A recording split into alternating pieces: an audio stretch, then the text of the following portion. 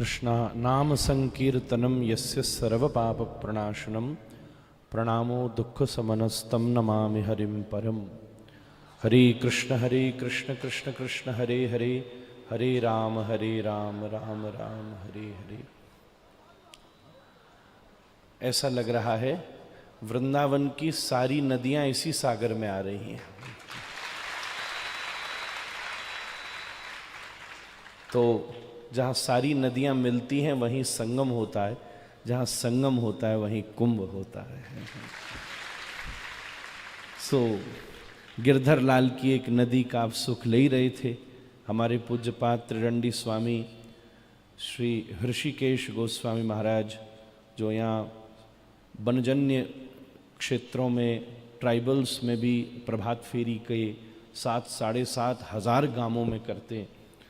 ऐसे महाराज जी ने राधा रमण लाल की भी नदी, नाम की भी नदी, तो सब संगम तो यही है। और बड़ी बात तो ये है कि आप सबकी, जैसे पहले गांव में से कोई जाता था तो सबकी भेंट ले जाता था, सब तो जा नहीं पाते थे, तो पूरे सागर वासियों के प्रेम की बिंदु लेके हमारे व्यास जी अभी कुंभ जाके सबका स्नान करा देंगे महाराज। कल आपने मुझे आज्ञा की, पर सही बात है, आपको पता हो ये रात भर के जगे भय हैं, पर कथा विश्राम देती है, कथा विश्राम देती है। हम लोग रोज सोने के बाद भी जगे से नहीं लगते, पर ये न सोने के बाद भी भागवत जी सबको उत्तिष्ठ जागृत रखती है महाराज। आपने आज्ञा की महाराज यहाँ तो आई जाओ आप। महाराज जी भी बोले तो मैं बोला ठीक है। वैसे भी भागवत जी का अंतिम श्लोक ही चैतन्य कथा की भूमिका है, तो चैतन्य भागवत तो तभी होगी जब आपके कानों से, आपके मुख से हमारे कानों में भागवत जी चली जाएं और हम वहाँ चैतन्य कथा का प्रकाश करें। बंधुओं, हमें ऐसा प्रतीत होता है कि जब ठाकुर जी दिखते हैं तो गिरधर लाल जैसे दिखते हैं, और जब ठाकुर जी बोलते हैं तो इंद्रेश जी जैसे बोलते हैं हमारे। तो देखना हो तो वहाँ जाइए, सुनना हो तो इनके पास आ जाइए, ऐसा हमको लग रहा है। सब जगह आप नाम का प्रचार कर रहे हैं। एक छोटी सी बात मैं कह दूं, आपका उड़न खटोला प्रतीक्षा कर रहा है, मुझे मालूम है, और वहाँ पहुँचना है। नहीं तो जिनकी वजह से हम लोग सुविधा से कुंभ में पहुंच रहे हैं, उन्हीं के आने से हवा में डोलना पड़ेगा। तो एक पीएम आपको भेज रहा है और एक पीएम आपका स्वागत करेगा। मेरे नाम का भी शॉर्ट फॉर्म पीएम ही होता है।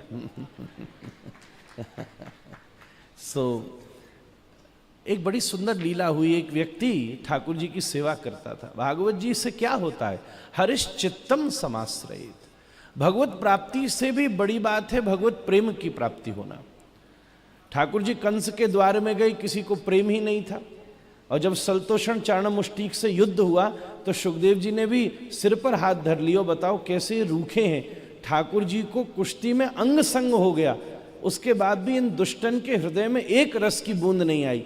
और वृंदावन में व्रज गोपियों को अगर ठाकुर जी के पीतांबर से छुई हुई हवा भी चली जाती तो गोपियां मूर्छित हो जाती थी महाराज। तो प्रीति की प्राप्ति कथा से होती है, और जब ठाकुर जी से प्रेम हो जाए ना तो ठाकुर जी भी आपको निभाते हैं, संग संग रहते हैं।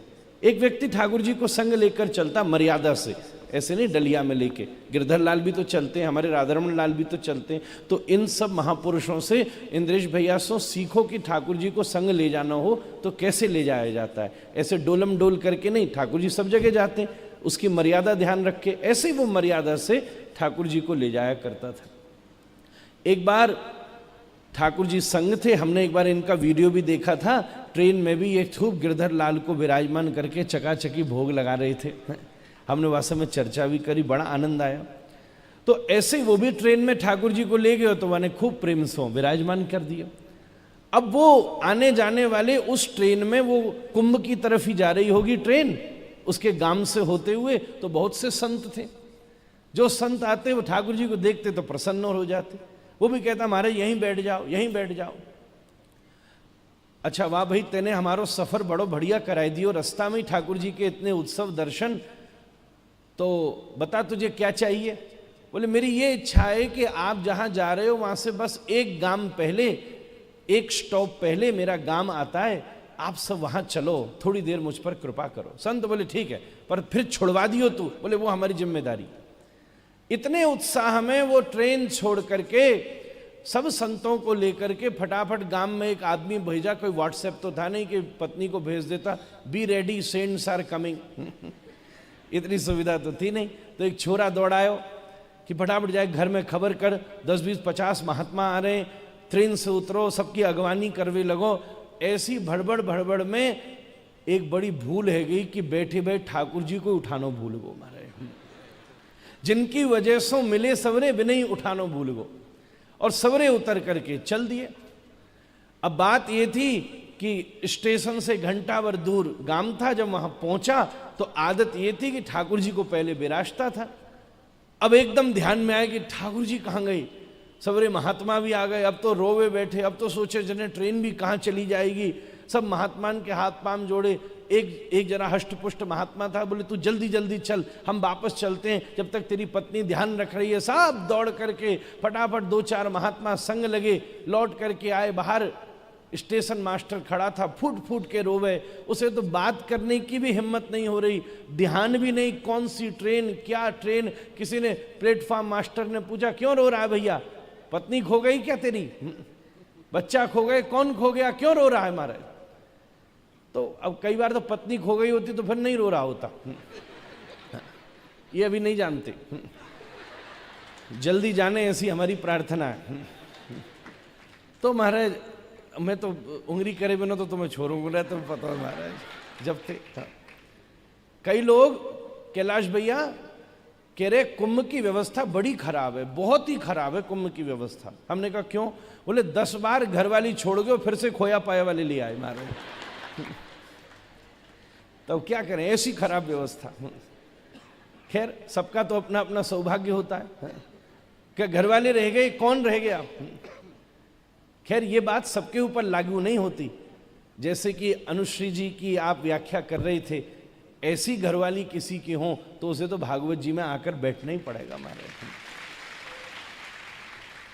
हमारे स्वयं के घर में बैठकर निमाई पाठशाला की ऐसी सब तरफ चर्चा होती है, भैया जानते हैं ये सब उन्हीं की कृपा है। तो ये कथा भी निमाई पाठशाला में सुनाई गई थी, इसलिए मुझे स्मरण में आ गया। तो स्टेशन मास्टर पूछने लगा कि भैया क्या बात हो गई? तो संत ने बताया, अरे भैया हमारे ठाकुर जी थे वो रह गई। कौन सी ट्रेन थी? अरे क्या बताएं, तो 1 घंटा दूर निकल गई होगी। अरे नहीं, बोले फलानी ट्रेन नंबर था, फलानी सीट थी। स्टेशन मास्टर बोला महात्मा जी रोना बंद करो, हम क्या बताएं, 1 घंटा से ट्रेन में फॉल्ट आ गया और स्टेशन पर ही खड़ी हुई है महाराज, हम क्या बताएं। अच्छा बोले चलो भीतर, इंजीनियर लोकल बुला दिए, ठीक ही नहीं हो रहा, बड़े शहर के इंजीनियर बुलाए हैं। ओ वो तो एकदम तान दुपट्टो भागो भीतर। देखा तो भीतर अपने डिब्बा में घुसो तो ऊपर वाली सीट पर गोपाल जी ऐसे बैठ के वाकू ताक कर वकी प्रतीक्षा कर रही महाराज। प्रणाम करके वने ठाकुर जी उठाए और जैसे ही लेकर के स्टेशन से नीचे ट्रेन से उतरो, आगे इंजीनियर काम कर रहे, उन्हें बड़ी जोर से आवाज दी, अरे ट्रेन ठीक हो गई, ठीक हो गई, चलो भैया चलो भैया। सब प्रसन्न हो गए और ट्रेन निकल पड़ी। कहने को अर्थ ये था कि अगर साचो प्रेम प्रभु ते होवे तो मूर्ति बोले काठ की है, मूर्ति बोले काठ की, साचो प्रेम हो जाए है। कैसो सुंदर प्रेम है। ठाकुर जी खुद बाकी प्रतीक्षा में ट्रेनें अड़ाई करके बैठे हुए, जब तक लेके नहीं जाएगो मैं या ट्रेनें जावे ना दूंगो। ऐसी प्रीति कौन करा सकता है? ऐसी प्रीति कथा करा सकती है। कथा से ये भगवत प्रेम मिलेगा। पर एक और बात है, ऐसे महापुरुष जब कथा करते हैं तब कथा से प्रीति होती है और फिर कथा में कृष्ण से प्रीति होती है। ये मार्ग है। कोई अच्छा महात्मा मिल जाए तो कथा से प्रेम हो जाएगा और फिर कथा में कृष्ण से प्रेम हो जाएगा। बस इतने ही रास्ते को भक्ति पथ कहते हैं, इसी का नाम भक्ति पथ है। और इसी भक्ति पथ पर आरूढ़ होकर व्यास जी कथा कह रहे हैं। इनको हवाई जहाज न उड़ जाए। वैसे तो गिरधरलाल तुम्हारे संग में है, बाई भी अड़ा के रखेंगे जब तो आनंद आवेगा महाराज, वो भी बाई ये भी अड़ाई के रखें। अब हाँ हाँ वही कहना चाह रहा हूं मैं, न बिन को ना अड़ाएंगे, बिन के पास अभी है ना आपको अड़ाएंगे। सो ऐसी भावना के साथ नाम संकीर्तन को सुख तो हम बिनी से लेंगे। मैं इसी भाव से अपनी वाणी विश्राम करूं। श्री राधा रमण लाल की